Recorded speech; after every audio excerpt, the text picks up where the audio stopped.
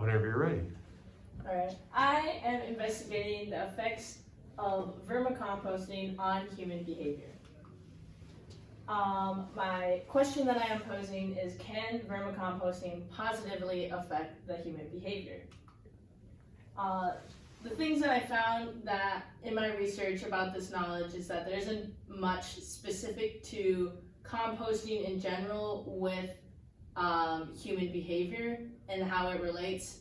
But there was a 2006 book published when I was speaking with my expert on how climate change efforts can be more effective when looked at a psychological aspect, but people who are combating the climate change efforts don't necessarily look at that. So the first thing when discovering on how I chose vermicomposting specifically was the food waste, and I knew that I wanted to do something looking at how an individual can reduce their food waste, because in the United States we don't necessarily have a efficient program on reducing the food waste in any aspect when it comes from the seed all the way up to our table where we personally waste our food. But there's still more food that is wasted, not like necessarily on our own guilt. The second is the climate change and how the travel from and transportation of this food, of this produce, negatively impacts our atmosphere and our surroundings, causing different types of pollution that we will have to live with long term. Thus, me wanting to make my project more accessible to individuals, having a low cost, but still like reducing the food waste and having to grow these produce, vegetables, whatever it may be, locally, so that there are no gas emissions in the food waste. Next are my assumptions on what I thought my hypothesis of this project would be. I thought that I would have a lot more people participating in this project in general. When advertised, it turned out that those that chose to participate already knew a little bit more about composting than those that I suppose I was looking for. Also, during this year of coronavirus, I had the opportunity to talk with a bunch of different experts virtually, so that was a great way to access my professionals. But I had set up an arrangement with my participants, my subjects that we were researching. We had set up a meeting to go to a facility to learn more in-depth, hands-on with a professional, and that was not possible because of this. I also believed for my project to teach my participants to be more conscientious of their choices with food, with waste, with composting in general. And because of that, because of what they have learned from the study, that they would then take that knowledge and spread it out to other people, as I had learned from my experts that the word of mouth is more efficient than the Earth Day posters or the step-by-step instructions. When someone actually experiences it and spreads it on and teaches someone else, that is when the practices are more effective. For the data, I believe that I would see positive growth in someone's behavior, as I claimed in the beginning, that this vermicomposting process will positively affect their behavior and overall well-being. My rationale for making these choices of choosing vermicomposting first started with the weather and the cost would be the most thing, because I said I wanted to make this accessible and more practical for the average person. I knew that I wanted it to be small. I knew that I wanted it to be inexpensive. So I looked at different options, and here living in Minnesota, this vermicomposting option is year-round and it is no smell.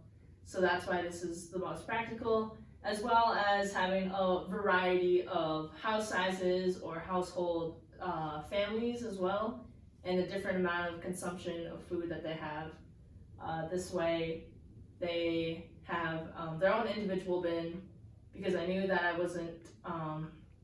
wanted to make sure that the individuals did it based off of their own personal behaviors and stuff. Otherwise, if I had them bring it to school, they'd be a little bit more involved with having to remember to bring the products to school, having to remember to do certain foods and bring their family members to do such. But this way, they're at home in their own environment.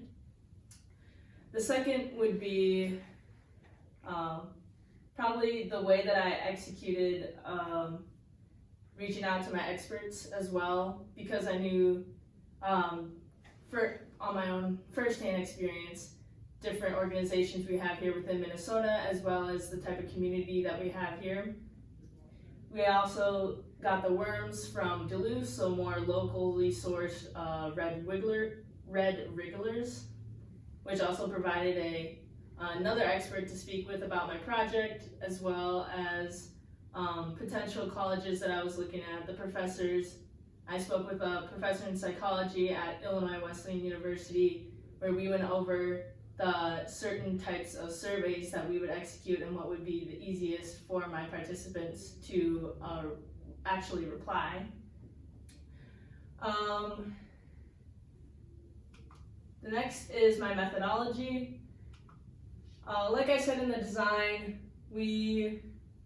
I wanted this to focus on the psychological side of this vermicomposting effect, because I believe that, like I said, they can more effectively communicate the practices when they are taught. So I knew that I wanted to teach them lessons because they could absorb that information, and I would have them sort of relay that back to me, confirming that they understood what they were just taught and or what they have been practicing on their own.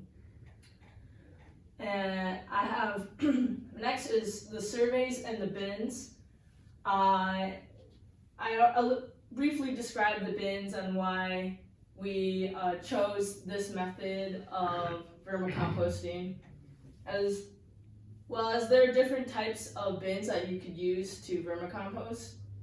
I believe that creating it and working with my subjects to create this experiment really brought them closer together and gave them a sense of accomplishment when first beginning this process, as well as the surveys. When discussed with the IWU professor, we talked about how they should be short, numbered, and the larger evaluations that I had in them were more subjective, and they explained to me more in depth with their feelings, like a journal log.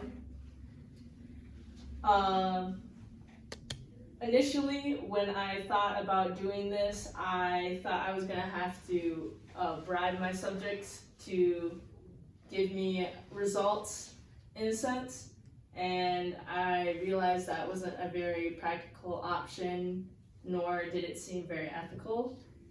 So we believe that the mistakes were the negative reinforcements. So if they didn't understand something, we were also still kind of learning it together as well, because I have never made a vermicompost bin. So I was also somewhat a part of the experiment as well. And there were mistakes that I made that I had to let them know, and we, as a group, corrected those mistakes. In the very beginning, when we were designing the bins, after we had spoken with our expert that we could not meet at the facility, we all joined a Zoom call, and on the Zoom call we described what we did, and they told her what they knew, and she was very impressed that we were able to create these bins on our own, but suggested that we have more air holes. So as soon as I received the worms and went on to deliver the worms to the individuals, we drilled holes right then and there at their home, because we were told that there should be more air. I believe that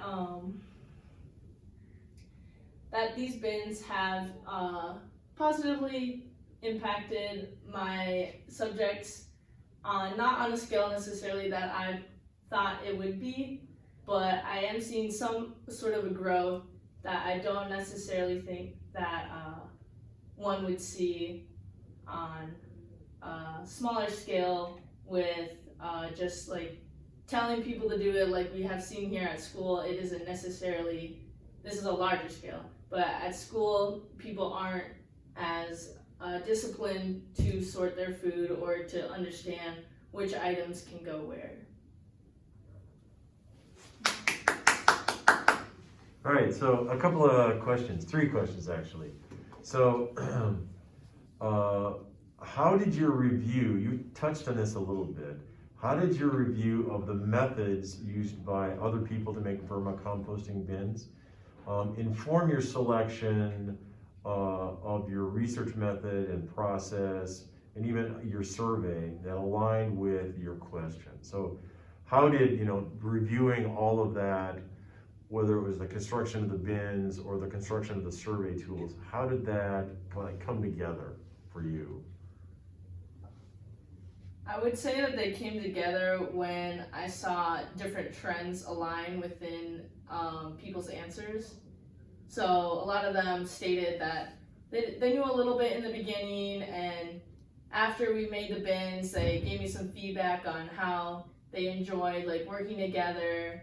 Further on in the experiment, they talked about how it is a little bit tedious, but it's not as often as like every day at school is when you have to remember your food.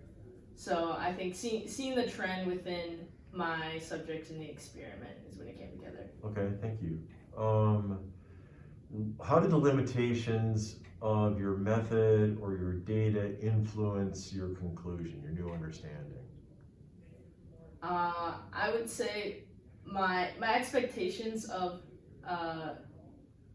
people, I suppose, and the difficulty of having to try and like communicate with different participants was a little bit of a struggle, because I need them for a school project and it isn't as casual, I suppose, but more disciplined and serious. So confirming and confronting them multiple times in order to obtain the information needed. Okay, thank you. If you could revisit your research process, what would you do differently and why? I don't think I would do much differently, because after talking with certain experts confirming that certain information was correct, they told me basically everything I said to create the bins, everything that about the worms, about climate change, I gave them my sources, all of it was correct. So I don't think I would change anything about my research. Okay, thank you. Another huge round of applause, a lot of big applause track to the video.